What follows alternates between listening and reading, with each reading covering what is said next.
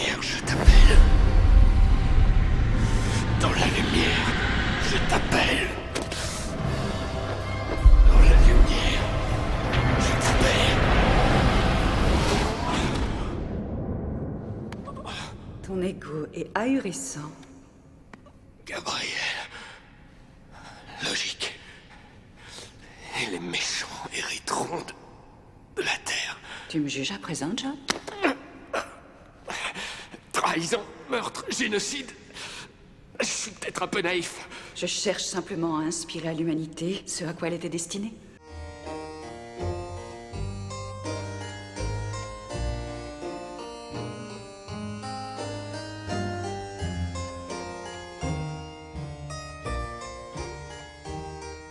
Chers amis, bonjour. J'ai le plaisir de vous retrouver sur le site vidéo des éditions Le Jardin des Livres pour la vidéo que vous attendez depuis très longtemps. Je sais, désolé pour le retard, c'est Enquête sur l'existence des anges gardiens, qui a maintenant, aussi incroyable que ça puisse paraître, 20 ans. Ça nous donne l'occasion de faire le point justement sur ce livre, tout ce que cela a apporté à des millions de gens. Et je tiens à saluer le génie de ce peintre absolument extraordinaire qui est malheureusement tombé aux oubliettes, je ne sais pas pourquoi, parce qu'aujourd'hui, par exemple, Monsieur Hollande inaugure un musée pour Monsieur Soulages. Alors Monsieur Soulages, donc c'est une toile blanche, et puis alors vous prenez un gros pinceau noir, et puis voilà. Et donc il paraît que c'est le summum de l'art moderne. Bon, pourquoi pas. Bien là, nous avons donc l'illustration, un grand tableau de William Bouguereau, l'enlèvement de Psyché. Voilà, c'est quelque chose qui me tenait à cœur, et ce tableau m'avait poursuivi justement, c'est assez, étonnamment, un peu partout dans le monde. Et du coup, et puis à un moment donné, comme je suis un peu lourd à la détente, sans faire de mauvais jeu de mots, avec l'histoire de la balle, j'ai compris que c'était ce tableau-là qui devait servir donc pour l'illustration, ce livre sur les anges. Et je trouve d'ailleurs qu'il est parfaitement d'actualité, parce que c'est vraiment ce qui se passe, non seulement dans la vie, mais surtout après la vie, enfin sur Terre du moins, puisqu'au moment de notre mort, eh bien c'est là que nous allons vraiment découvrir notre ange, ça c'est une certitude. D'ailleurs c'est le seul livre, je le rappelle, qui examine ce qu'on appelle les anges dans les expériences aux frontières de la mort. C'est, vous savez, tous ces gens qui passent dans un tunnel, qui passent de l'autre côté, qui retrouvent en général de la famille qui est déjà décédée, mais qui sont vivants de l'autre côté, et qui leur disent « ce n'est pas l'heure de mourir ». Voilà. À l'âge de 20 ans, j'ai eu un accident de voiture dans lequel j'ai eu une fracture de la colonne vertébrale, ce qui m'a provoqué un arrêt cardiaque et respiratoire. À partir de ce moment-là, j'ai fait un voyage fabuleux. En fait, j'ai pas de mots pour l'expliquer, mais en fait, je suis sorti de mon corps. J'étais là dans mon lit et j'ai commencé à flotter. Et j'ai décollé gentiment jusqu'au niveau du plafond. Là, je me suis retourné, j'ai vu mon corps inanimé avec le personnel soignant et le médecin qui faisait le nécessaire. Je voyais d'autres entités qui étaient là, probablement des fraîchement arrivés, mais qui étaient là dans le bien-être. C'est ce que j'ai découvert avec ce livre, au bout de ces 600 pages, et surtout grâce aux milliers de lettres que j'ai reçues en 20 ans, c'est que si ce n'est pas votre heure de mourir, on va dire ça comme ça, si ce n'est pas votre heure, votre ange gardien va tout faire pour vous sauver. En revanche, si c'est l'heure, je dirais même qu'il va organiser les choses pour que vous partiez. Malheureusement, c'est comme ça. Et là où je tiens à attirer votre attention, c'est que si quelqu'un d'autre décide de l'heure de votre mort, eh bien, par définition, votre vie ne vous appartient pas. Ça me permet justement d'enchaîner sur un cas qui m'a marqué. Il y en a plusieurs dans le livre, il n'y a que ça. Toute la moitié du livre, ce ne sont que des expériences aux frontières de la mort, ou des cas similaires aux miens, on va y revenir tout à l'heure. Mais je pense notamment à cette personne qui s'est réveillée dans une morgue et qui avait découvert qu'elle était parmi les décédés, qu'elle avait été d'ailleurs déclarée décédée. On a un autre cas ici dans le livre, c'est le docteur Ricci, c'est un jeune étudiant en médecine, qui a été déclaré mort dans une caserne du Texas, vous l'avez dans le livre. Il découvre qu'il est mort, il passe de l'autre côté, et il revoit toute sa vie en compagnie d'un ange. Et ensuite, il y a même un autre personnage qui est à côté de lui, c'est le Christ.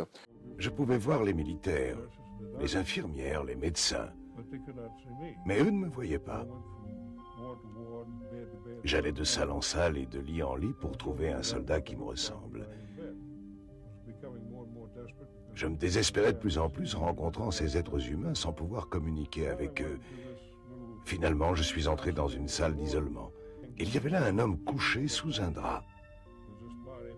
Eh bien, j'ai dû admettre que c'était moi, en reconnaissant ma bague qu'il portait au doigt. Tandis que les murs de l'hôpital s'estompaient, j'ai vu les plus minuscules détails de ma vie. Alors c'est là où c'est très intéressant, hein. C'est quelque chose qui m'a prodigieusement marqué, c'est qu'il a revu toute sa vie passée, parce que j'ai discuté avec le Dr Ritchie et il m'a expliqué avec beaucoup d'humour, il m'a dit j'ai tout vu, hein, y compris mes explorations sexuelles avec mes premiers Playboy, hein, voilà. Donc absolument tout est enregistré et lorsqu'on meurt, eh bien toute notre vie est affichée devant nous comme dans une sorte de film, non seulement en 3 dimensions, mais également avec l'effet de nos actes sur les autres. Et alors le Dr Ritchie raconte un cas très particulier, hein, donc de l'action de l'ange. Et c'est pour ça que c'est très important que vous lisiez ce livre, pour que vous puissiez identifier quand votre ange vous parle. Il est ressuscité, il est sauvé, hein, vous avez tous les détails dans le livre, etc. Et donc il est envoyé en France lors de la Seconde Guerre mondiale. Il est dans un camp, je ne sais plus, du côté de Reims, donc ils attendaient leur permission depuis je ne sais combien de temps, et finalement, il obtient sa permission. Donc il court avec tous les autres soldats vers le camion qui va les emmener pour leurs 2 jours de permission, hein, donc ils vont pouvoir faire la fête, boire un peu, etc. Et il est dans le camion, à un moment donné, il entend dans sa tête, descend et va écrire une lettre à Elisabeth. Lui, il pense que quelqu'un que c'est l'un de ses camarades qui lui a parlé, donc quoi puis comme il n'y a pas de réaction, bon, il ne bouge pas. Une nouvelle fois, donc, la voix résonne encore plus fort dans sa tête, hein, va écrire une lettre à Elisabeth. Et là, il est vraiment perturbé, mais bon... il a l'impression de délirer, hein. C'est toujours ça, hein, quand vous avez les anges qui interviennent. Et il ne fait rien, il ne bouge pas, hein, mais quand même là il se pose des questions, c'est quoi cette voix que j'entends, etc. Et comme il ne bouge pas, une 3e fois, alors là la voix dans sa tête retentit, mais comme un éclair, hein, littéralement, ça lui explose la cervelle et son circuit auditif, descend et va écrire une lettre à Elisabeth. Eh bien, là pour le coup c'était tellement violent et tellement auditif, hein, le volume était impressionnant, donc du coup il prend peur, il descend, il rend son passe, hein, son papier, à un soldat, au sergent qui était là. Il dit mais qu'est-ce qui t'arrive, tu veux pas y aller? Je dis non, je sais pas, il faut que je fasse quelque chose. Et donc le sergent prend sa permission et puis la donne au premier soldat qui passait par là, qui était super content et qui monte dans le camion et qui prend sa place. Le camion part et je crois même pas 5 ou 10 minutes plus tard, sur la route qui le mène vers Reims, hein, si mes souvenirs sont bons. Eh bien, le camion américain passe sur une mine qui a été laissée par les Allemands, et littéralement, le camion est broyé, et le soldat qui avait pris sa place était déchiqueté, sans parler des morts et des blessés. Donc c'est là où je voulais en venir. C'est un cas absolument exceptionnel. Il y en a d'autres, hein, dans le livre, il n'y a que ça d'ailleurs, hein, quasiment. Et c'est un cas exceptionnel parce qu'il nous confronte à notre propre existence, et qui plus est, à notre propre relation avec l'au-delà. C'est pour ça que les gens qui se disent athées ou agnostiques, ça me font doucement rigoler, mais bon, on leur doit le respect, bien entendu. Dr Ritchie était extraordinairement perturbé après, parce que ça l'a tellement fait cogiter. Pourquoi moi j'ai été sauvé, et pourquoi lui est mort? Pourquoi n'a-t-il pas entendu la même voix qui lui dit « Descends et va écrire une lettre à ta copine ». Notez bien ça.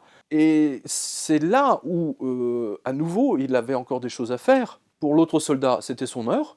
Vous savez, ça se trouve de l'autre côté, on est bien mieux qu'ici, hein. Je pense d'ailleurs techniquement qu'on est infiniment mieux de l'autre côté qu'ici, mais bon, hein, on a choisi de venir, hein, vous verrez que c'est un choix qu'on fait, hein, de descendre dans cette vie. Et toujours est-il que le Dr Ritchie, donc dans son parcours, hein, il est jeune, hein, il est toujours soldat, etc., donc la guerre se termine, il finit ses études de médecine, il devient donc docteur, et un jour, il rencontre, hein, parce qu'à l'époque personne ne parlait des expériences aux frontières de la mort, si, le général Patton, justement, puisqu'on parle de militaire, le général Patton racontait ses expériences aux frontières de la mort. On l'a dans le film de... oui, je crois que c'est Francis Ford Coppola qui montre bien. Vous l'avez sur mon site également. Hein, Patton a eu 2 expériences aux frontières de la mort. Il en parlait même au général Montgomery, mais à l'époque, on ne savait pas trop ce que c'était. Dans le monde militaire, les gens voyaient Patton un peu comme un original à cause de ça, justement.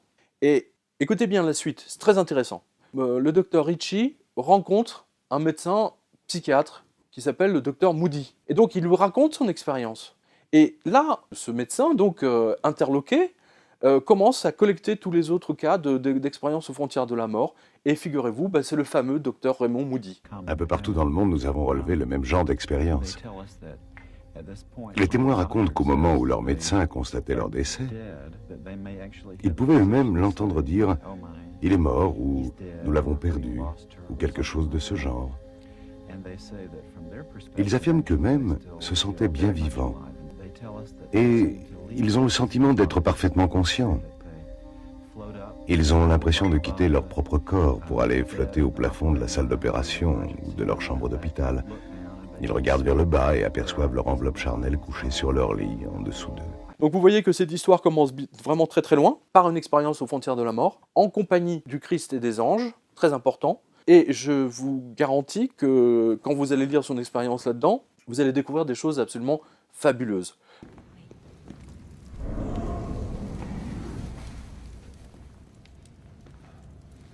Je sais ce que tu veux, mon enfant. Tu gardes ton œil omnivoyant sur moi, Gabriel? C'est flatteur. Eh bien, je pourrais te parler du berger qui veille même sur sa brebis la plus égarée. Qu'est-ce qu'il veut de moi? Ce qu'il veut toujours, l'abnégation. Croire en lui. Oh, mais je crois, nom Non, de Dieu. non, tu sais. Et ça n'est pas la même chose. Toi, tu as vu. J'ai jamais demandé à voir. Je suis né avec cette malédiction.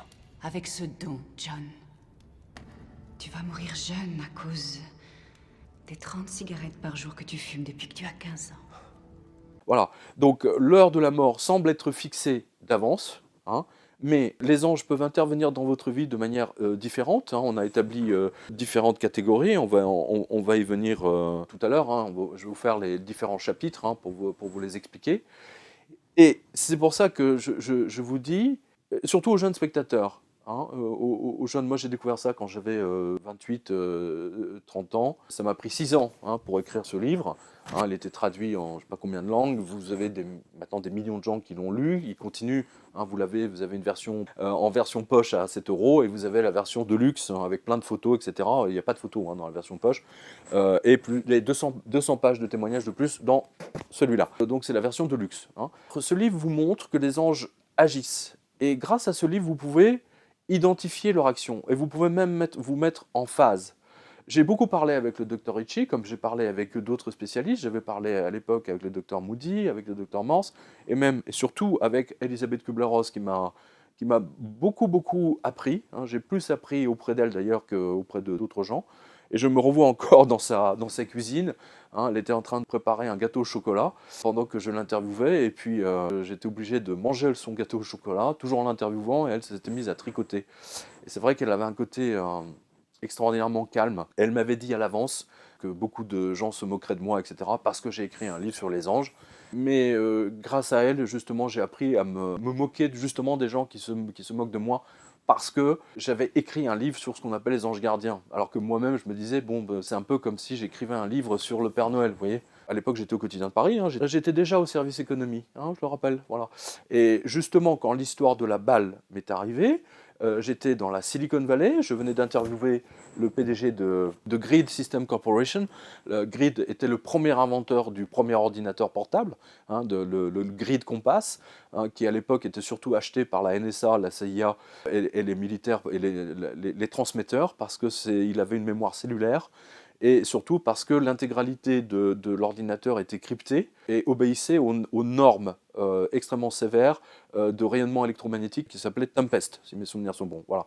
Et c'est en sortant donc de cette interview, hein, parce que on a repris, avec mon ami, on avait repris la voiture, et en retournant vers San Francisco, d'un seul coup, comme dans le film Matrix, hein, sauf que Matrix, il n'a même pas été écrit et même pas tourné, le temps s'est arrêté. Alors, je précise à nouveau, c'est un peu comme si vous appuyiez sur la touche pause de votre Blu-ray, vous voyez. Dans la scène où tout s'arrête, eh bien, vous ne voyez qu'une seule chose, une balle qui continue à avancer. Je revois la scène qui est gravée dans ma tête comme si cela s'était passé il y a 2 minutes hein, ou 10 secondes. Je me revois précisément en train de regarder un camion Kenforce que nous étions en train de doubler. C'était un gros camion en aluminium, vous savez, il était tellement briqué que ça faisait miroir. Je voyais notre voiture dans le camion, c'était ça qui m'épatait d'ailleurs, parce que c'est pas fréquent, vous savez, que vous puissiez vous voir dans un miroir alors que vous êtes dans une voiture, hein, sur une autoroute, voilà. Donc comme dans le film Matrix, je voyais cette balle arriver vraiment au ralenti. Alors, dans le livre, je donne un autre cas, celui d'un reporter, d'un photographe de guerre, qui raconte exactement la même chose à Beyrouth, accompagnant un type avec un mortier pendant la guerre du Liban. Et donc, pour frimer, le type, il a envoyé une troisième grenade. Hein, il a tiré une troisième grenade. Et là, bien entendu, de l'autre côté, ils les ont immédiatement localisés, ils ont renvoyé la réponse, donc c'était directement pour eux. Et ce photographe de guerre, donc, c'était pas un fantaisiste, hein, c'était un collègue, il m'a raconté très précisément, j'ai vu arriver le truc, c'était au ralenti, le temps s'était arrêté, je voyais, on va dire, la grenade, qui tournoyait comme ça sur elle-même, et je voyais le numéro de série. Et un autre cas d'une grande photographe de guerre, Catherine Leroy, qui raconte exactement la même chose. Il y a une journaliste du Los Angeles Times qui me raconte exactement la même chose. Il y a le général allemand Hans von Luck, qui était le bras droit de Rommel, hein, qui raconte une histoire similaire, hein, vous l'avez dans le livre, qui raconte une histoire similaire. Alors je ne sais plus s'il était en Russie ou en Lituanie, peu importe. Donc il a arrêté son convoi pour assouvir un besoin naturel, il s'est enfoncé dans les bois, et il s'est retrouvé nez à nez avec un soldat russe qui attendait justement que le convoi passe pour attaquer les soldats de l'intendance, hein, qui sont toujours beaucoup plus faibles et qui ont une puissance de feu bien moindre. Et Hans von Luck raconte très précisément, lui aussi, que le temps s'est arrêté, hein, très, très précis. Il a su que c'était lui qui tirerait le premier, hein, parce que c'est un peu comme dans une salle de western, vous voyez, il était une fois dans l'Ouest, hein, le temps s'arrête, mais vous avez la musique, vous savez, de Ennio Morricone, hein, là c'est du réel, c'est pas du cinéma, hein, la vie se joue à une fraction de seconde, au réflexe, hein, voilà. Mais en fait, les réflexes de l'autre côté sont déjà inscrits. Eh bien, il a été le premier à appuyer sur la gâchette de sa, je ne sais plus si son revolver ou le mitraillette, peu importe. Il a découpé le soldat russe en deux. Voilà. Il a raconté ça dans ses mémoires. J'ai discuté avec son épouse, qui m'a confirmé. Donc, ça veut dire quoi? Ça veut dire que si ce n'est pas votre moment pour mourir, vous avez quelque chose à accomplir, par définition. Je salue d'ailleurs Nigel Farage, hein, le député européen, qui vient de remporter les élections, que j'ai eu le plaisir d'interviewer, qui lui est tombé avec son avion, hein, c'est quand même incroyable. Il aurait dû être intégralement, on aurait dû le ramasser à la petite cuillère, c'est le cas de le dire, hein, parce que ça arrive jamais, des cas comme ça, un avion qui s'écrase, hein, qui tombe, et qui les types sortent, tranquille, ça va, et toi, ouais, ça va. Donc c'est arrivé à Nigel Farage, c'est arrivé à d'autres. Il y a quelque chose qui se passe, hein, il y a quelque chose, c'est pas un hasard si Saint-Michel, archange, est le saint patron des parachutistes, par exemple, et ce n'est pas un hasard non plus si Saint Gabriel, archange, hein, est le saint patron d'un autre corps d'armée, des militaires, des transmetteurs. Hein, voilà. Là, si ça vous intéresse, vous avez la biographie de Gabriel. Un jour, j'ai décidé d'aller rendre visite à un ami à quelques blocs de chez moi. Au moment où elle arrive chez son ami, quelque chose d'étrange se produit. J'ai senti une main sur mon épaule me retenir. Je me suis retournée rapidement, mais il n'y avait personne. Je me suis dit que j'avais dû rêver, que ce devait être une contraction musculaire. Il y avait quelques marches jusqu'à la porte d'entrée. Au moment où j'ai posé le pied droit sur l'escalier, j'ai senti de nouveau la main. Elle m'a tiré plus fort cette fois-ci. Elle m'a littéralement tiré en arrière. Et en même temps, j'ai entendu une voix me dire « Ce ne serait pas prudent d'entrer maintenant. » Ça s'est passé très vite, juste une phrase. « Ce ne serait pas prudent d'entrer maintenant. » Mais en l'entendant, j'ai eu un tremblement que je ne pourrais pas définir. Effrayée, Eileen traverse la rue et se réfugie dans une église. Elle s'assoit pour essayer de comprendre ce qui vient de se passer. Je ne peux pas vous dire comment, mais j'ai compris que cette voix était celle de mon ange gardien. Elle entend des sirènes à l'extérieur. Elle ramasse ses affaires et se précipite hors de l'église. Dans la rue, Eileen est ébahie de voir devant l'immeuble de son amie des voitures de police et des ambulances. J'ai commencé à traverser la rue, mais un policier m'a arrêté et m'a dit « Vous ne pouvez pas entrer ». Eileen apprendra plus tard que quelques instants après que l'ange l'ait détournée de son chemin, une femme a été assassinée dans l'ascenseur de l'immeuble. Et j'ai compris ce que mon ange avait voulu me dire par « ce ne serait pas prudent d'entrer maintenant ». Je ne l'avais pas vu. En fait, je ne l'ai jamais revu comme je l'avais vu quand j'étais enfant. Mais je sais que c'était sa voix. C'est là que j'ai compris qu'il m'avait sauvé la vie. Ceci pour vous montrer que les anges existent, qu'il y a une autre dimension. Hein. Là, vous avez 600 pages de cas très précis. Hein. C'est du factuel, c'est indiscutable. Et c'est pas des farfelus, hein, c'est pas la médium qui soi-disant entend les voix de machin bidule. Non, ça c'est des pilotes de ligne d'Air France. Ce sont des militaires, des généraux, des correspondants de guerre, des photographes, des journalistes de plus grands journaux qui, voyant mon livre, hein, la première version, sont venus me raconter également leur expérience. Et d'ailleurs, c'est ce qui est amusant, puisque les policiers, les pompiers, les militaires, bien entendu, sont beaucoup plus exposés au danger, hein, mettent leur vie en danger beaucoup plus souvent que le français moyen, ou l'américain moyen, ou l'espagnol moyen, logique, hein, sont donc beaucoup plus souvent confrontés à ce genre d'expérience. Je pense en particulier à ce policier, enfin le groupement d'intervention donc rapide de la police nationale, qui m'a raconté effectivement une expérience similaire où il est sorti de son corps à la suite d'une grave blessure lors des entraînements, parce que vous savez que leurs entraînements sont d'une brutalité, d'une sévérité absolument invraisemblable.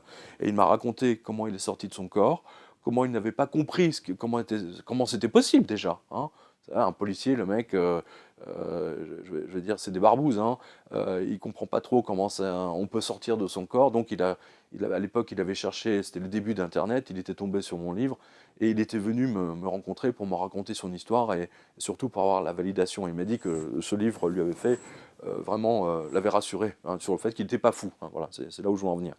Hein, d'ailleurs, ce livre a rassuré des millions de gens, hein, sur le fait qu'il n'était pas fou, hein, et surtout des gens qui ont perdu un être cher, un enfant, un parent, une sœur, un frère, etc. Croyez-moi que c'est le livre qu'il faut lire si jamais vous avez ou si vous perdez quelqu'un. Comment il est le tien? Il te ressemble? Ouf. Parce que moi, il est assez proche. Avec une tête de veau. T'es devenu un salaud, Toutou. Comment on peut faire pour s'en débarrasser? Cesse de ne t'intéresser qu'au pognon, et je disparaîtrai sur le champ. Depuis ce matin, plus d'anges. Plus de nouvelles, bonne nouvelle. Ce qu'il y a d'intéressant, si vous voulez, avec les anges, c'est que ce qui ressort de ce livre, hein, c'est le humour. C'est vraiment le humour. C'est là où, parce qu'en général, si vous voulez, ce sont des cas, c'est extraordinairement dramatique. Vous avez des accidents sanglants, hein, il se passe des choses absolument remarquables. Je repense notamment au docteur Gelef, qui m'avait raconté aussi des expériences aux frontières de la mort. Je repense à d'autres médecins, hein, mais les médecins, à part le docteur Charbonnier, personne ne va venir, hein, dire ah oui, bien sûr, les expériences. Et au contraire, vous avez même régulièrement des gens qui vous disent mais non, tout ça c'est le résultat de médicaments. Mais bien sûr, les mecs, si ces médicaments déclenchaient justement le passage de l'autre côté, mais tout le monde le prendrait. Ça se saurait depuis longtemps, hein, voilà, c'est aussi simple que ça. Vous avez plusieurs médecins, justement, je pense à Amorce, qui avait fait tout son doctorat pour prouver que la kétamine déclenchait les expériences aux frontières de la mort. Et en fait, il était arrivé à la conclusion que ça ne déclenchait rien du tout, hein, voilà, tout simplement, hein, et que c'est autre chose. Et il l'a prouvé d'une manière différente par les travaux de l'armée de l'air américaine, ou lorsque les pilotes de chasse, les pilotes américains dans les centrifugeuses, qui à un moment donné, si vous voulez, sous la pression des jets, de telle pression, hein, qu'ils, pouf, comme un bouchon de champagne, paf, ils sortent de leur corps, ils quittent leur corps, ils sont dessus, ils voient la centrifugeuse tout à toute vitesse, ils voient leur corps qui tourne dedans, mais eux sont au-dessus, voilà. Et ensuite, ils confirment eux aussi, dans leur langage extrêmement yes, no, qu'ils voient quelqu'un de leur famille s'approcher, etc. Ils passent du tunnel, mais ils reviennent très vite. Les expériences de décorporation lors d'une mort imminente ont été faites par des hommes ou femmes de tout âge et de toute origine. L'ascension vers l'Empyrée, une peinture de Jérôme Bosch, évoque des étapes de l'expérience de mort imminente et suggère que le peintre lui-même a fait une telle expérience. La littérature rapporte de nombreuses expériences de vie après la mort. L'une des plus connues est celle du docteur Carl Jung, pionnier de la psychanalyse. Suite à une crise cardiaque, il raconte qu'il est sorti du corps, quitta la terre dans une resplendissante lumière bleue, et arriva devant un temple dont la porte était entourée d'une guirlande de flammes. Philippe Labro, un journaliste et écrivain français célèbre, scénariste et homme de radio, raconte que durant son expérience de mort imminente, il a traversé un tunnel et n'a senti aucune souffrance. « J'ai éprouvé une consolante sensation de paix et d'amour », écrit-il. Tous ceux qui ont fait cette expérience déclarent qu'il leur est impossible de communiquer la beauté et l'intensité des émotions provoquées par leur décorporation. Vous avez également le Dr Penfield, un médecin canadien, qui a prouvé que tout ceci est géré par une zone de notre cerveau qui s'appelle le lobe temporal droit, et que si vous enfoncez une aiguille dans le lobe temporal droit quelque part ici, vous pouvez effectivement faire une décorporation. Ils ont un langage très précis, surtout ne pas parler de sortir du corps, hein, parce que des fois que les gens pourraient comprendre ça tout de suite, vous voyez, et ça pose un problème. Hein, donc c'est une sortie hors du corps que eux appellent une expérience, écoutez bien, je vous le donne dans le mille, hein, autoscopique. Vous savez, ça fait antenne d'autoradio, vous savez, qui sort là. Hein, c'est un peu comme les banquiers qui, pour ne pas parler de monnaie de singe ou de planche à billets, vous parlent d'assouplissement. Donc ça vous montre bien que c'est une réalité. Les médias ne veulent pas que vous soyez informés de ça, pour des raisons évidentes. Hein, le fait que les gens aient la foi, qu'ils puissent croire en Dieu, en leur ange, etc., manifestement, ça pose un problème, alors que je ne vois pas très bien où est lequel. Et surtout en France, hein, n'oubliez pas, en 1789, quand on a coupé la tête de Louis XVI, on a également coupé la tête de Dieu, hein, n'oubliez pas. C'est ce qui a fait dire à Nietzsche, d'ailleurs, la fameuse phrase hein, « Dieu est mort hein, ». Voilà. Je crois que c'est dans le Gai Savoir, si mes souvenirs sont bons. C'est très important que vous compreniez qu'en France, c'est un sujet qu'on n'a pas trop le droit de parler dans les médias, alors que dans les autres pays, c'est quand même abordé de manière, notamment au Japon, aux États-Unis, dans le monde anglo-saxon, c'est très... j'ai jamais compris d'ailleurs cette dichotomie entre les pays catholiques et les... voilà. Enfin, toujours est-il que c'est une réalité. Les anges, votre ange gardien est une réalité. Il est là, il est à côté de vous, il est derrière vous. Demandez-lui de vous prouver son existence. Nuance. I'm not a praying man, but if you're up there and you can hear me, show me the way. I'm at the end of my rope, right? Show me the way, oh God.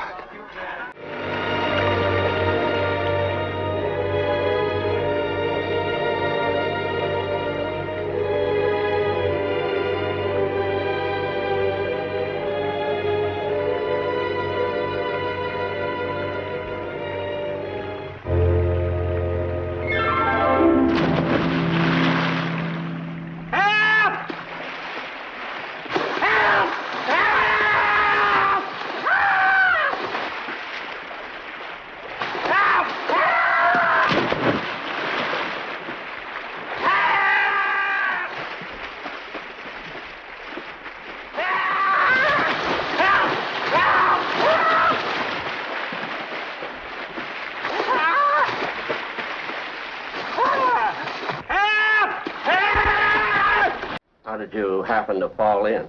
I didn't fall in. I jumped in to save George. You what? To save me? Well, I did, didn't I? You didn't go through with it, did you? Go through with what? Suicide. Oh, it's against the law to commit suicide around here. Yeah, it's against the law where I come from, too. Oh, where do you come from? Heaven? Oh, I know all about you. I've watched you grow up from a little boy. What are you, a mind reader or something? Well, who are you then? Clarence Oddbody, AS2. Oddbody. AS2, what's that AS2? Angel, second class.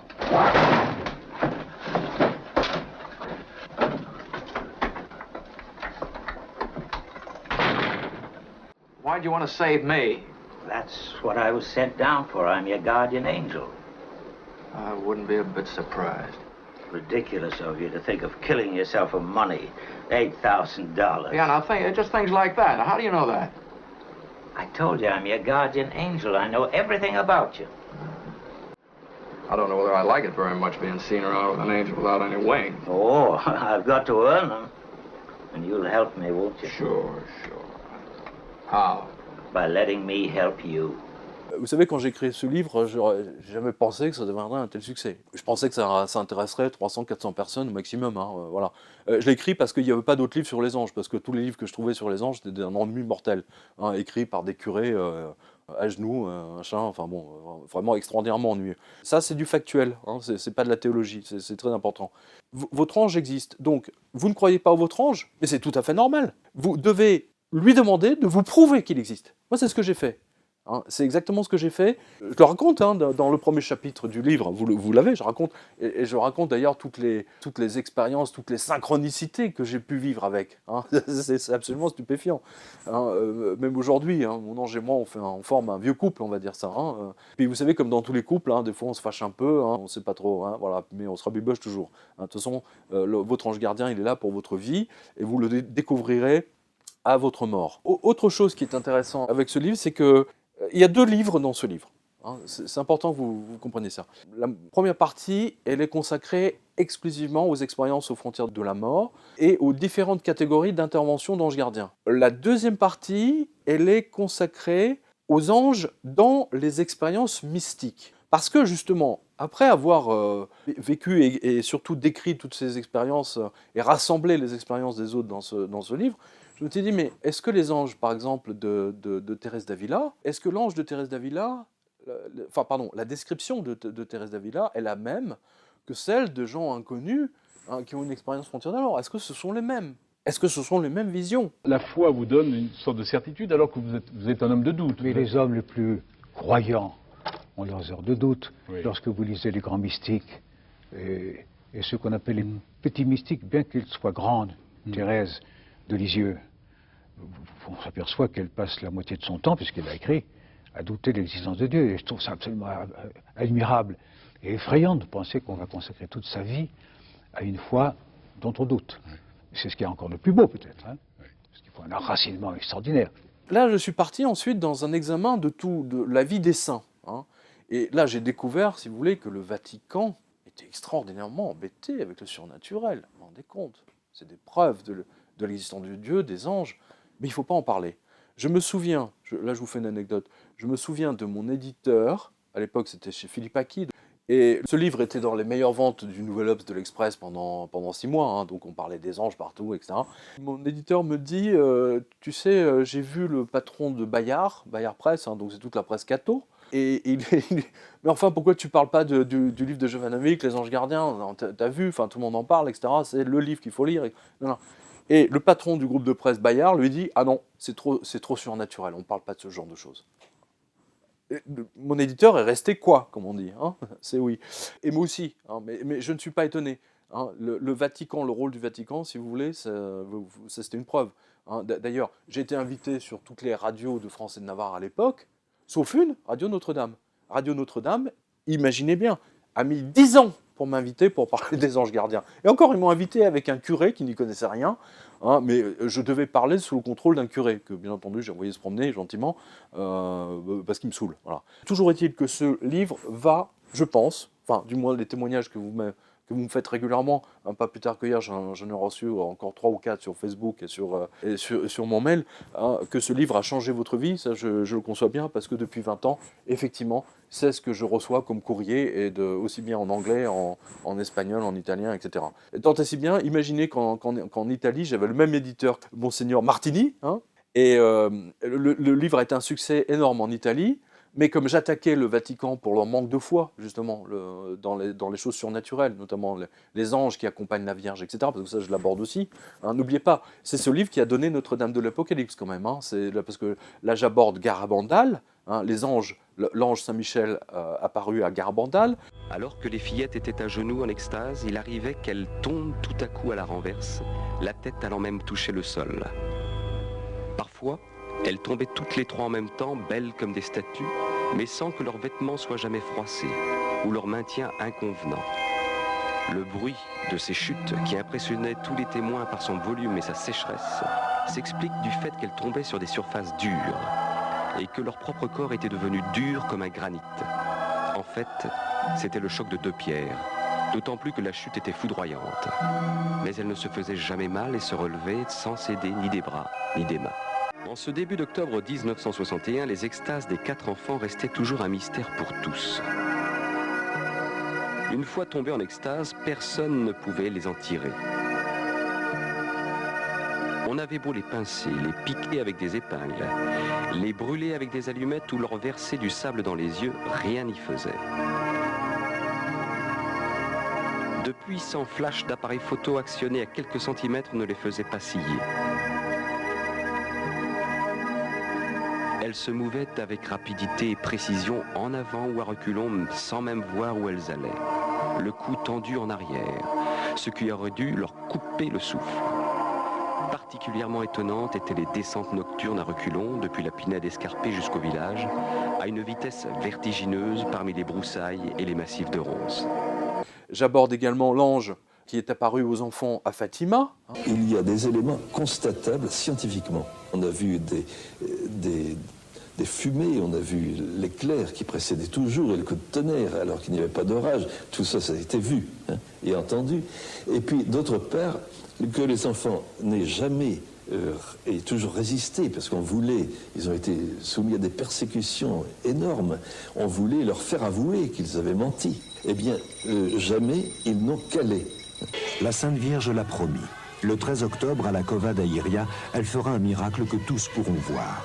Les pèlerins et les curieux sont venus par dizaines de milliers. Comme à chaque fois, l'apparition est précédée d'un éclair. Comme les fois précédentes, Lucie s'adresse à la Vierge et lui demande « Que voulez-vous de moi ?» Je ne te demanderai plus rien. J'aborde toutes les apparitions mariales où il y a des anges. Très important. Y compris aux États-Unis, à Lubbock, au Texas. Parce que j'y suis allé là-bas. Voilà. Eh bien non, il faut pas y toucher. C'est réservé. Et je me souviens d'une journaliste de TF1. TF1 venait tout juste de naître à l'époque, c'était privatisé. C'était la journaliste de Mystère, d'une émission qui s'appelait Mystère, parce qu'elle avait lu le passage sur Garabandal, elle était scotchée, elle ne savait même pas que ça existait, elle ne comprenait pas pourquoi l'Église n'en parlait pas plus souvent. Elle a récupéré les images des enfants, etc., les images totalement surnaturelles, et elle a appelé donc l'archevêché de Paris, elle a demandé pour demander à un prêtre ou à Monseigneur de venir commenter ça à la télé. Et elle m'a dit, mais tu sais, je les ai appelés, et ils m'ont dit, mais comment êtes-vous au courant de ça ? Personne ne doit parler de ça, c'est interdit. Ça vous montre comme ils sont complètement à côté de la plaque. Raison pour laquelle les églises sont vides, fermées, etc. Voilà. Dieu merci, ce n'est pas le cas de toutes, mais malheureusement, il y en a de moins en moins. Donc, la deuxième partie, c'est tous les saints, et je peux vous assurer que celle qui m'a le plus marqué, enfin, il y a 2 saintes qui m'ont marqué en particulier, toutes m'ont marqué, c'est une évidence. Je suis même allé chercher, écoutez bien, je suis allé chercher une stigmatisée au Canada, à Montréal, alors que j'avais demandé, à l'époque, Laurentin était journaliste au Figaro, donc je suis allé le voir, je lui ai demandé s'il connaissait éventuellement des stigmatisés. Il m'a dit non, je ne connais pas, etc. Tiens, et j'ai appris en interviewant cette stigmatisée que Laurentin était venu la voir. Donc vous voyez que, consternant, enfin bon, passons. Donc j'ai interviewé une stigmatisée, j'ai vécu des choses très surnaturelles avec elle. J'en ai parlé une fois, je crois, avec le seul journal catholique qui m'avait accordé une grande interview justement. Celle qui m'a le plus marqué, c'est, deux, Gemma Galgani, qui a vécu, une sainte italienne contemporaine de Sainte Thérèse de Lisieux, Gemma Galgani, qui vivait littéralement, qui entendait son ange en permanence, mais elle-même aussi qui doutait, un peu comme moi. Et surtout, extraordinaire, femme sublimissime, Sainte Catherine de Sienne. Celle-là, elle m'a, passez-moi l'expression, scotché. Catherine de Sienne, c'est l'action, c'est la puissance de Dieu et des anges sur terre. Elle était analphabète, elle ne savait pas écrire, mais quand vous lisez ses dialogues, les dialogues de Sainte Catherine de Sienne, waouh! Elle raconte son expérience aux frontières de la mort, elle raconte comment elle est restée, son entourage, parce qu'elle est restée morte pendant 3 jours, elle raconte exactement la même chose, elle est passée de l'autre côté, elle a franchi le tunnel, elle a rencontré les anges, elle a rencontré Dieu, etc. Ça nous paraît incroyable, et pourtant, elle date du XIVe ou du XIIIe siècle, je ne me souviens plus, mais c'est bouleversant, bouleversant. Et je peux vous garantir que la deuxième partie du livre, moi, c'est un truc qui m'a... Alors là, ça m'a donné des ailes, littéralement. Il y a très peu de livres qui m'ont donné des ailes comme ça. Quand je pense, j'étais porté, on va dire. J'étais vraiment porté.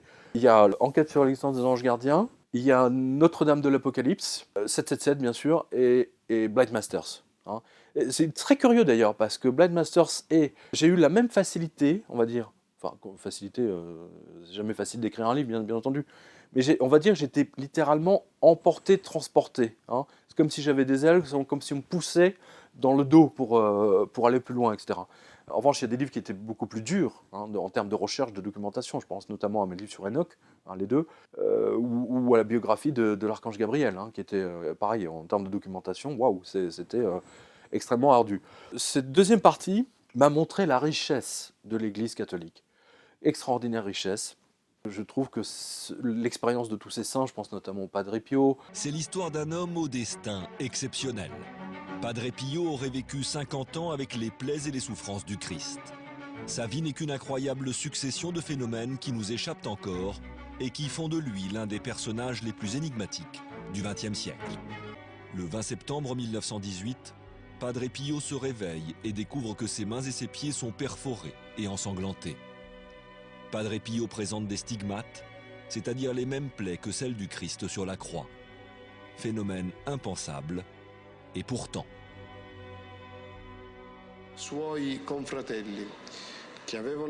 Certains frères ont vu la lumière les traverser de part en part. On osait à peine y croire. Il y a d'autres prêtres complètement surnaturels. Je pense notamment à ce qui s'est passé rue du Bac.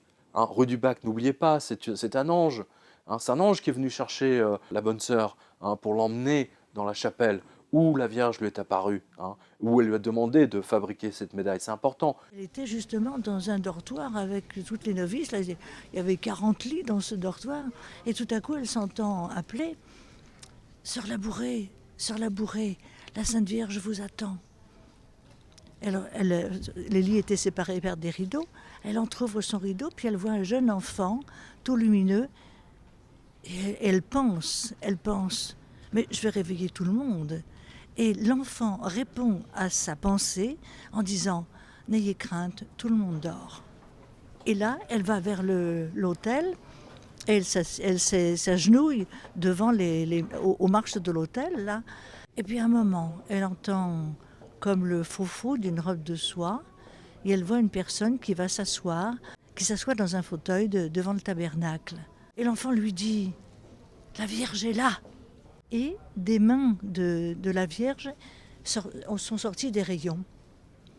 Et la Vierge a dit à Catherine, ces rayons sont le symbole des grâces que je répands sur les personnes qui me les demandent avec confiance. Il y a toujours un ange avant l'arrivée de Marie. N'oubliez pas, Marie, c'est la reine des anges.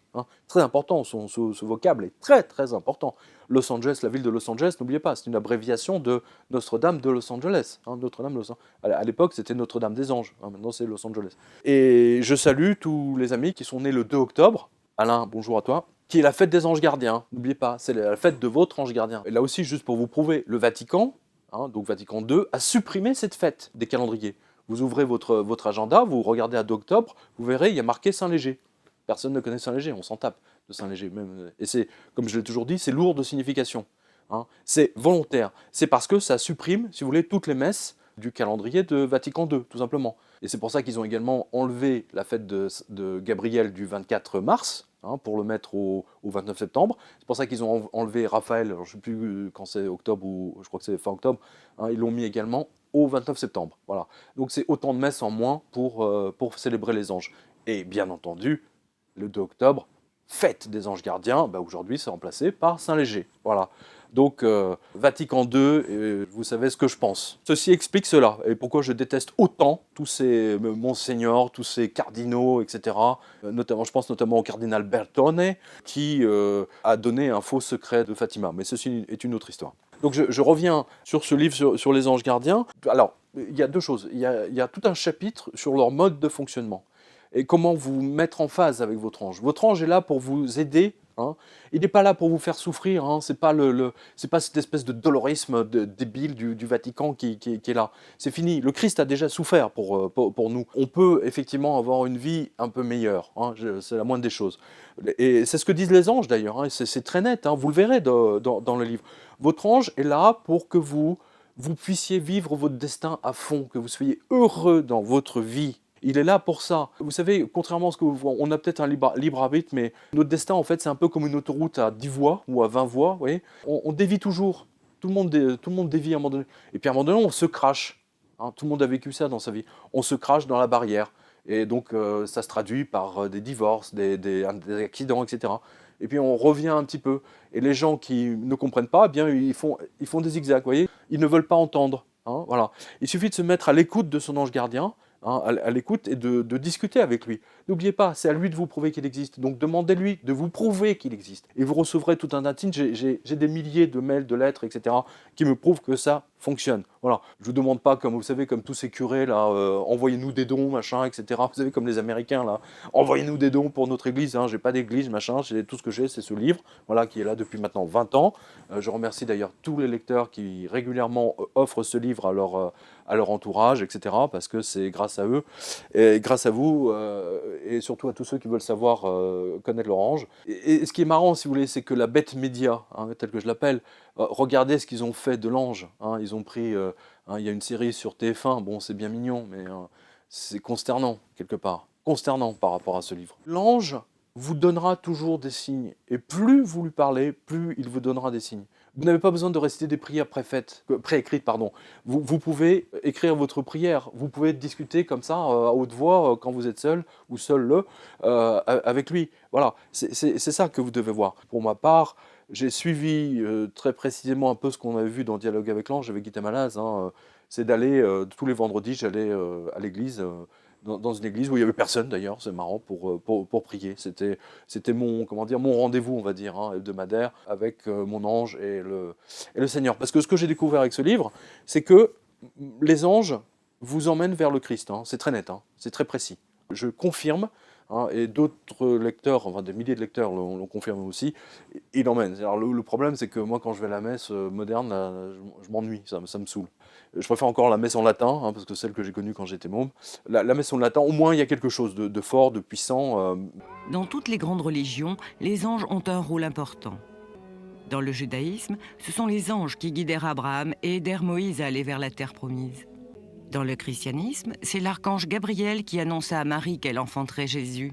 Et ce sont les anges qui firent rouler la pierre qui scellait le tombeau et accompagnèrent le Christ au ciel. Dans la religion islamique, les anges sont présents dans les mosquées et écoutent les prières des fidèles. Et c'est là aussi Gabriel qui apparut à Mahomet et lui inspira le Coran.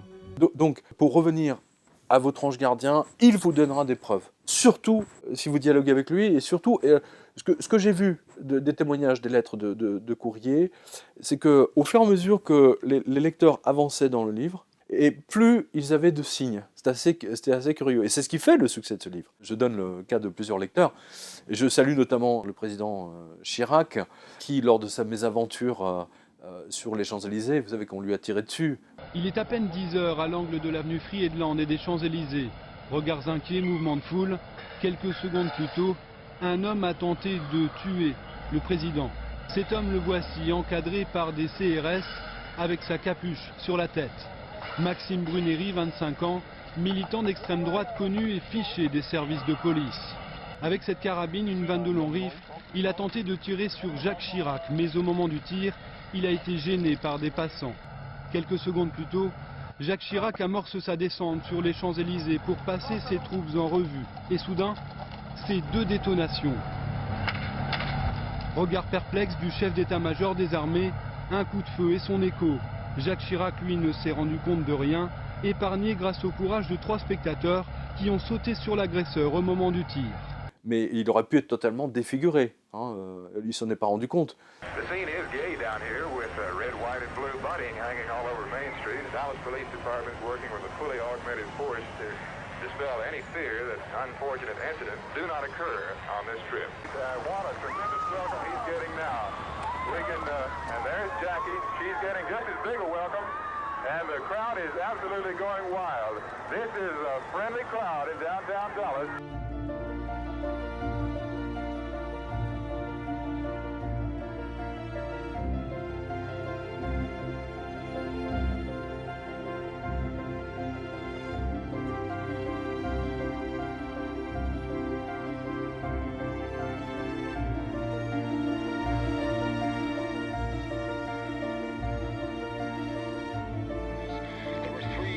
Explosions. I heard 3 loud shots seemingly from right over my head. I looked and saw the president. I thought. Officers, both plainclothes and uniformed, seemed to spring from everywhere at once, guns drawn, ordering people to lie flat. Everyone concerned scrambled. I looked to the left of me as a policeman fell, pulled his pistol. And then to my right, 2 ladies fell to the ground. One of them had fainted. The general reaction was, it just can't be. Et donc l'un de ses collaborateurs proches qui connaissait ce livre lui m'a téléphoné en disant voilà, il faut absolument que tu signes un livre au président, je veux que ça soit sur son bureau dès qu'il arrive le lendemain. Donc c'était le lendemain de sa mésaventure. Et il l'a lu de A à Z. Mitterrand également parlait des anges, parce qu'à l'époque, donc le livre, comme je vous l'ai expliqué, était dans les meilleures ventes de l'Express, du New York, etc. Et donc c'était la grande mode des anges, le Figaro Madame, le Figaro Magazine, etc. On parlait tout le temps, et Bernard Pivot, justement, est revenu dessus et a posé la question à François Mitterrand sur son ange gardien. Et là, je retrouve le génie de Mitterrand. On voit que c'est un président cultivé, fin, raffiné, il aimait les livres, hein, comme De Gaulle. Hein, de Gaulle et Mitterrand sont des hommes du livre, c'est très, très important, comme Pompidou d'ailleurs. Donc écoutez bien sa réponse, hein, la part des anges. Chaque fois que vous ouvrez une bouteille de cognac ou de champagne, hein, eh bien pensez à votre ange gardien. Pensez à votre ange gardien, c'est la part des anges. Alors la part des anges, c'est ce que le cognac laisse échapper pour qu'il devienne, c'est-à-dire ce qui s'évapore pour qu'il devienne lui-même, etc. Alors j'ai envie de vous demander... Il est plusieurs fois traité. Voilà. Alors j'ai envie de vous demander, qu'est-ce que vous avez laissé s'évaporer? Qu'est-ce que vous avez laissé s'échapper de vous pour devenir vous-même? Autrement dit, quelle est la part des anges? C'est une question très difficile pour moi de répondre. C'est-à-dire qu'on improvise difficilement sur une question aussi sérieuse. La part des anges, c'est-à-dire ces vapeurs d'éther qu'on laisse filer pour que la colle soit plus pure. C'est aussi tout le travail auquel doit s'engager un homme entre l'âge où il prend conscience de lui-même et l'âge où il disparaît, pour essayer d'être un peu mieux. Oui. Mais vous savez, les anges, c'est une invention assez récente. Oui. Dans le judéo-christianisme, je pense, si je me relie à Renan, hein, qui est un très grand savant, mais enfin, qui sur certains points est un peu dépassé par les connaissances historiques d'aujourd'hui, à peu près 200 ans, 150 ans avant Jésus-Christ, les anges ont commencé d'apparaître. Oui. Donc c'est un peu récent. Oui, mais et alors, même s'ils sont récents, si... L'homme avait déjà 3 millions d'années. Bon. Et la Terre, 3 milliards. 4. Oui, c'est vrai. Disons que c'est très moderne, les anges.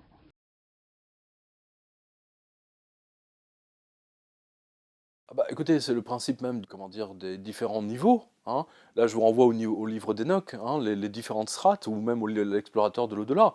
Hein, c'est les différentes strates, on ne les voit pas. Nous, on est dans une réalité, mais il existe d'autres réalités.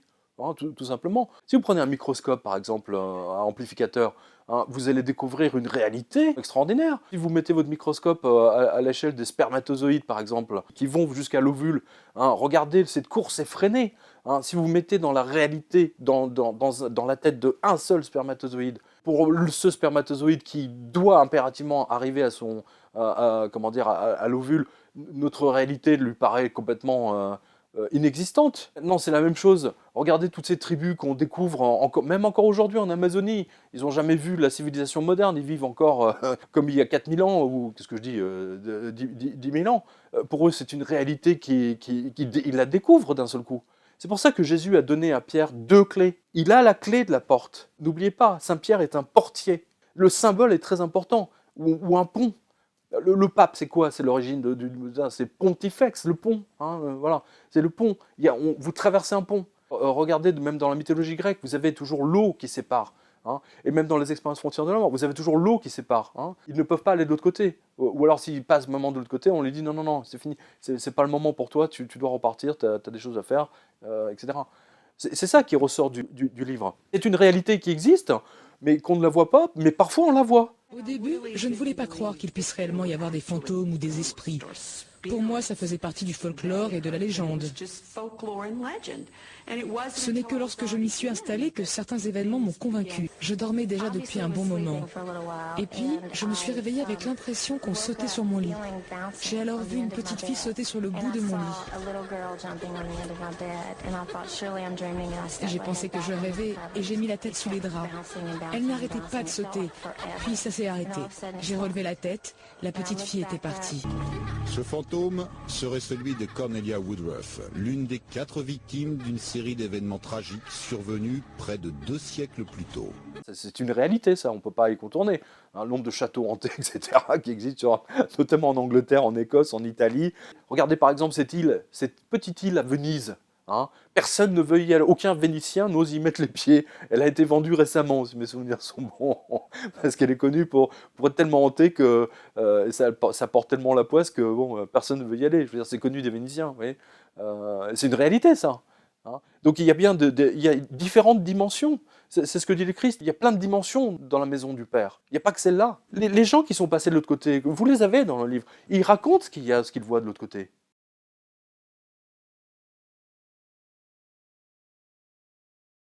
Ah si, il y a une articulation très nette. N'oubliez pas, mon livre Notre-Dame de l'Apocalypse est le résultat de celui-là. C'est-à-dire que tout mon livre, en fait, c'est par rebond. C'est-à-dire qu'il y a des sujets. Par exemple, ici, j'ai abordé les anges dans les apparitions mariales, d'accord? Et dans Notre-Dame de l'Apocalypse, j'ai abordé une apparition mariale en particulier, en l'occurrence Fatima. Là aussi, il y a les anges. Là-dessus, dans celui-là, vous avez toutes les apparitions mariales où il y a des anges. Très, très important. Notre-Dame de l'Apocalypse m'a donné, 777. C'est 2 livres qui vont ensemble, en fait, techniquement, même s'ils sont indépendants. 777. Mais 777, si vous voulez, c'est le résultat de ce que j'ai vu en février 2008, quand la Deutsche Bank cherchait à se recapitaliser, quand toutes les autres grandes banques, Crédit Suisse notamment, HSBC pour la première fois de son histoire, c'est une des plus vieilles banques au monde, qui cherchait à se recapitaliser, et qui avait annoncé des pertes colossales de plusieurs milliards, du jamais vu. Et donc j'avais commencé le blog, moi c'était en février 2008, alors que j'étais en train de finir justement Notre-Dame de l'Apocalypse. Mais n'oubliez pas, moi je suis journaliste, j'ai passé ma vie au service éco, enfin d'abord au service société et ensuite au service économie du quotidien de Paris, donc je couvrais l'informatique. Pour moi ça s'articule si vous voulez, parce que ça fait partie de mon passé professionnel. C'est ma profession par définition, de journaliste, et en même temps de suivre. Quand je vois IBM qui licencie 15 000 personnes, etc., je sais pertinemment ce qui va se passer, je sais ce que ça annonce, parce que s'il y a bien une compagnie que je connais bien et pour laquelle j'avais une immense admiration. Moi j'ai utilisé les systèmes d'exploitation d'IBM, OS2 en l'occurrence, j'ai utilisé pendant 15 ans. Je connaissais très bien, je connaissais l'informatique bancaire. N'oubliez pas, les plus gros consommateurs d'informatique, je suis journaliste informatique à la base, les plus gros consommateurs d'informatique, c'était les banques. Donc ça s'articule naturellement pour moi. J'avais même chroniqué en 1991, 92, 93, 94, parce que déjà les banques étaient en faillite à l'époque. Il y a eu toute la série des faillites de banques, ce qu'on appelle les banques d'épargne aux États-Unis, donc elles ont toutes fusionné. Entre 92, 93 et jusqu'en 99, toutes les banques américaines ont fusionné. On va dire qu'il y avait 1000 banques, il n'en restait plus que 500, pour ne pas montrer leurs pertes, pour ne pas montrer qu'elles étaient en faillite. Vous voyez que c'est juste c'est de la cavalerie en fait. Voilà. Donc tout ça, pour moi, ça s'articule naturellement, logiquement. Et tous les lecteurs du Quotidien de Paris qui me suivent maintenant depuis 30 ans, tous les lecteurs des Anges Gardiens que j'ai publiés en 1993 me suivent depuis longtemps. Ça fait 30 ans que j'écris.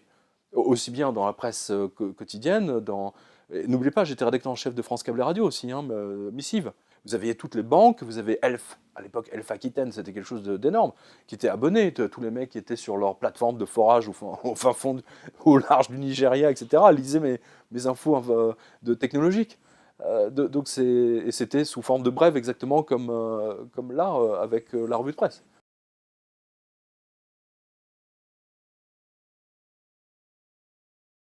Il y a une différence très nette entre le monde catholique, chrétien, on va dire, et le monde protestant. Dans le monde protestant, les Américains ou les Anglais vont en parler très facilement. Ils vont vous parler de leur foi en Dieu, de quelque chose de surnaturel qui leur est arrivé, avec une facilité déconcertante. It is not an alternate lifestyle, sir. It is no lifestyle at all. There is no cure for it outside of the power of Almighty God. Moi, avec ce livre, j'ai ouvert une porte, c'est le cas de le dire. Ayant les clés, puisque je m'appelle Pierre, un clin d'œil aux 2 clés de Saint-Pierre, comme on dit. Non mais c'est vrai, j'ai ouvert une porte parce que du coup, des centaines de milliers de gens ont eu la preuve que ce qu'ils ont vécu, c'était pas anecdotique. D'ailleurs, 1 courrier sur 2 que je reçois à propos de ce livre me disent « Grâce à vous, je sais que je ne suis pas fou. Ou grâce à vous, je sais que l'expérience que j'ai vécue était vraie. » Parce que quand vous viviez ce genre d'expérience, vous avez tendance ensuite à botter en touche. Vous vous dites, j'ai halluciné. Dans mon cas, par exemple, dans l'histoire de la balle, si je n'avais pas eu, on ne se serait pas arrêté 5 minutes après pour déposer plainte, hein, parce que là, c'était une voiture de location, etc., que le pare-brise était explosé, moi-même, j'aurais pensé que j'avais déliré. N'oubliez pas, je suis le seul à avoir un papier officiel de ce que j'ai vécu. Parce que moi, j'étais complètement surexcité, quoi. Mais alors, ce qui est génial, c'est que le policier, M. Kraft, sur mon site, hein, vous avez sa carte de visite et le numéro du cas, donc c'est au commissariat de Milpitas, hein, en l'occurrence. Ceux qui veulent aller à Milpitas hein, peuvent regarder. Hein, je ne sais pas s'ils ont les archives sur 30 ans, en revanche, hein, ça m'étonnerait. Mais bon, toujours est-il que CNN l'avait fait. Hein, les journalistes de CNN, quand mon livre est sorti aux États-Unis, CNN l'a fait. Pourquoi? Parce que CNN s'est dit, lui, il a vu arriver la balle au ralenti. Est-ce que c'est possible? Il a la preuve, on va dire. Hein, voilà. Puis moi, à l'époque, je ne pensais pas écrire un livre. Du tout, n'oubliez pas, ce livre est venu des années après. Ma première pensée, c'était, je me dis, tiens, Philippe Tesson va tiquer, là, quand je vais lui donner une note de fraise sur un pare-brise. Oui, c'était marrant. Si je n'avais pas eu ce papier, j'aurais pensé que j'avais halluciné. Et le temps fait qu'on se dit, on a halluciné. Voilà la réalité. Donc les gens n'osent pas en parler, parce qu'ils disent, on va me prendre pour un dingue. Et quand je dis que ce livre a ouvert une porte, c'est que tous mes autres confrères, moi je me souviens un jour, j'allais à San Francisco justement, et je suis tombé sur une hôtesse qui avait lu mon livre, donc il m'avait vu sur je ne sais plus quelle émission, et qui dit « Ah, monsieur Jovanovic, venez, je vais vous présenter au commandant de bord ». Et le commandant de bord m'a raconté une histoire, il avait entendu une voix, je le raconte dans le livre, il disait, moi j'ai entendu une voix en disant ne pas obéir à la tour de contrôle, ils se sont plantés de voix. Et il me l'a raconté, parce qu'il sait que j'avais écrit le livre sur le sujet, autrement il ne peut pas en parler. Vous avez même un autre pilote là, il raconte, un pilote expérimenté, en plus extraordinairement connu dans le monde de l'aviation américaine, qui était très pote avec Mikoyan, l'inventeur du moteur russe, qui raconte comment il a entendu une voix dans sa tête en disant « va à gauche tout de suite hein, oui, va à gauche ». En fait, lui ne comprenait pas, mais il demande à son copilote, mais tu m'as dit quoi? Mais j'ai rien dit, etc. Et puis il entend à nouveau la voix, et donc à ce moment-là, une météorite, puis une grosse, passe au même moment. Hein. Il n'aurait pas écouté sa voix, ils auraient été détruits, mais totalement. Réfléchissez au système d'émission, c'est comme si on avait une antenne, vous voyez, et qu'on reçoit les messages de l'autre côté. C'est très important ça, visualisez bien ça, c'est très important. Pour ça, je le dis à chaque personne qui me regarde, écoutez bien, parce que, en plus, mon sentiment, c'est qu'on va vers une guerre civile, hein, je le dis, donc tout le monde aura besoin de son ange gardien, je vous le dis. Rappelez-vous la Révolution française. L'an prochain, ce sera mon successeur qui vous exprimera ses vœux. Là où je serai, je l'écouterai. Le cœur plein de reconnaissance pour le peuple français qui m'aura si longtemps confié son destin, et plein d'espoir en vous. Je crois aux forces de l'esprit et je ne vous quitterai pas. Bonne année, mes chers compatriotes. Bonne année et longue vie. Vive la République, vive la France.